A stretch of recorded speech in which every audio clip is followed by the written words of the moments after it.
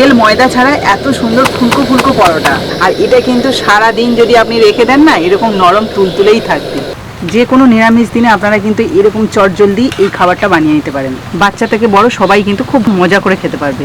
নমস্কার বন্ধুরা, আমি সাবিত্রী। বন্ধুরা, আজকে আমার রান্নাঘরে চলে এলাম কোনো রকম তেল এবং ময়দা ছাড়া নরম তুলতুলে পরোটা বানাতে। আর তার সাথে থাকবে একটা টেস্টি পেঁপে আলুর তরকারি, যেটা খেতে কিন্তু দারুণ লাগবে। বিশেষ করে তো সকালের জলখাবার হিসাবে এটা কিন্তু দারুণ জমে যাবে। আর বানানো খুবই সহজ আর খুব কম সময় লাগে। আপনারা শুরু থেকে শেষ অবধি ভিডিওটা দেখবেন, আশা করি খুব ভালো লাগবে। তাহলে চলুন কথা না বাড়িয়ে আজকের রেসিপিটা শুরু করি। তেল ছাড়া নরম তুলতুলে পরোটা বানানোর জন্য লাগবে আমার সাবু। আর সেটা কিন্তু আমি প্রায় 1 বাটি মতো নিয়ে নিয়েছি। আর এটা কিন্তু খুব মোটা সাবু নয়, যে কোনো সাবু নিলেই হবে। এটা মিডিয়াম দানার যে সাবুটা হয় সেটাই নিয়েছি। এটাকে হালকা একটু ভেজে নেবো শুকনো কড়াইতে। প্রায় 1 থেকে 1.5 মিনিট মতো নাড়াচাড়া করে নিয়েছি শুকনো কড়াইতে। দেখুন, একটুও কিন্তু কালার চেঞ্জ হয়নি, অথচ এটা কিন্তু খুব সুন্দরভাবে ভাজা হয়ে গেছে। এবার এটাকে একটু ঠান্ডা করে তারপর কিন্তু মিক্সিতে গুঁড়ো করে নেব।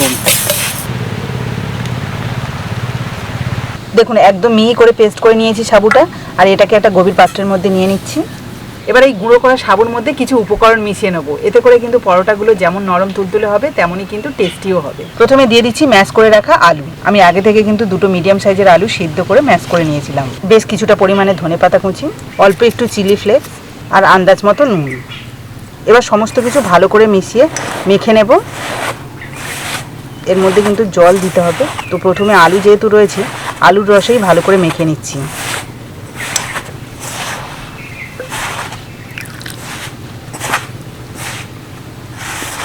দেখুন, এটাকে কিন্তু খুব ভালোভাবে মাখতে হবে, কারণ যেহেতু সাবু রয়েছে এর জন্য কিন্তু একটু জলটা বেশি টানবে।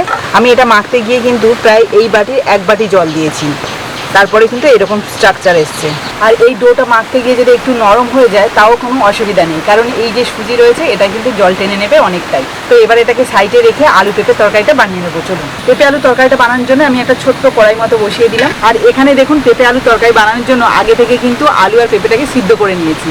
এতে করে একদম কম সময়ের মধ্যে রান্নাটা হয়ে যাবে। কড়াইয়ের মধ্যে দিয়ে দিচ্ছি অল্প একটু সর্ষের তেল, দিয়ে দিচ্ছি একটা শুকনো লঙ্কা, অল্প একটু কালো জিরে আর 1 চিমটি মতো হিং। ব্যাস, আর কিচ্ছু লাগবে না। এবার সিদ্ধ করে রাখা পেঁপে আলুটা দিয়ে দেবো।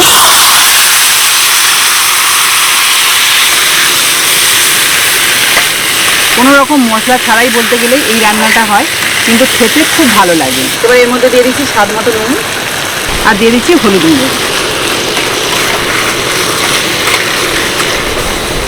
আপনারা চাইলে কিন্তু হলুদ গুঁড়ো না দিয়েও সাদা তরকারি করতে পারেন। যে কোনো নিরামিষ দিনে কিন্তু এটা বানিয়ে খাবেন, দেখবেন পেটও ভরবে, মনও ভরে যাবে। হালকা একটু নেড়েচেড়ে নিয়ে এবার দিয়ে দিচ্ছি অল্প একটু জল। এবার উপর থেকে দিয়ে দিচ্ছি চিড়ে নেওয়া 3টে কাঁচা লঙ্কা। জাস্ট 2 মিনিট মতো ফুটিয়ে নিলাম। ব্যাস, আমার রান্নাটা কিন্তু কমপ্লিট। এবার এখান থেকে আমি তরকারিটা অন্য পাত্রে সার্ভ করে নিচ্ছি। আপনারা চাইলে ধনেপাতাও ব্যবহার করতে পারেন, তবে পেঁপে আলু তরকারি যেহেতু সেই জন্য আমি ধনেপাতাটা দিলাম না। যে কোনো নিরামিষ দিনে আপনারা কিন্তু এরকম চটজলদি এই খাবারটা বানিয়ে নিতে পারেন। সকালে দেখবেন জলখাবার বানাতে আমাদের অনেকটা সময় লেগে যায়, তবে এই ধরনের খাবার দাবার বানাতে কিন্তু একদমই সময় লাগে না। দেখতে পেলেন, কোনো রকম ঝামেলা ছাড়াই কিন্তু এই তরকারিটা রান্না করলাম এবং খুব কম সময়ের মধ্যে। চলুন এবার তেল ছাড়া পরোটাটা বানিয়ে নিই। এই দেখুন, আর একবার মেখে নিচ্ছি। আর একটু নরম করে মেখেছিলাম, তাও কিন্তু কতটা শুকনো শুকনো হয়েছে। দেখুন, হাত দিয়ে একটুখানি গোল করে নেব। বেলার জন্য একটু শুকনো আটা ছড়িয়ে দিলাম। দেখুন, এখানে যেহেতু আমি সাবুর পরোটা বানাচ্ছি, তার জন্য কিন্তু এরকম সাইডে কাটা কাটা ভাব থাকবে। এটা দেখে চিন্তা করার কোনো কারণ নেই, আপনারা চাইলে এইভাবেও ভাজতে পারেন। যদি আপনারা একটু সুন্দর শেপ দিতে চান, তাহলে গ্লাস বা বাটি যে কোনো শেপে কিন্তু কেটে নিতে পারেন। আমার কাছে একটা বাটি রয়েছে, তাই বাটি শেপে আমি কেটে নিচ্ছি। এই দেখুন কত সুন্দর গোল হয়েছে। সবগুলো বেলে নিয়েছি, এবার এক করে ভেজে নেব। তার জন্য একটা চাটু বসিয়ে দিলাম। শুকনো চাটুতেই কিন্তু ভাজবো। এই পরোটাগুলো কিন্তু একদম নরম তুলতুলে হয়। দেখুন কি সুন্দর বলের মতো ফুলে উঠছে পরোটাটা। কোনো রকম তেল ছাড়া কিন্তু এত সুন্দর পরোটা। আর এটা কিন্তু সারা দিন যদি আপনি রেখে দেন না, এরকম নরম তুলতুলেই থাকবে। পুরোপুরি শুকনো তাওয়াতে একটা পরোটা প্রায় 1.5 থেকে 2 মিনিটের মধ্যে ভেজে নিলাম। এই দেখুন, প্রত্যেকটা কিন্তু এরকম বলের মতো ফুলে উঠছে। আর পরোটাগুলো দেখুন কতটা সুন্দর দেখতে হয়েছে। আর এই পরোটাগুলো কিন্তু খুবই নরম হবে, আর এটা অনেকক্ষণ ধরে, যে এখন গরম আছে বলে নরম, এরপরে শক্ত হয়ে যাবে এমনটা নয়, কিন্তু একদম নরম তুলতুলে থাকবে। এই দেখুন, এবার একটা পাত্রে আপনাদের সার্ভ করেও দেখাচ্ছি। কারোকে যদি জলখাবারে এরকমভাবে প্লেটটা সাজিয়ে দেওয়া হয়, এতটা সুন্দর স্বাস্থ্যকর খাবার, তাহলে কিন্তু দেখেই তার মনটা ভরে যাবে, আর খেলে তো অবশ্যই পেটও ভরবে।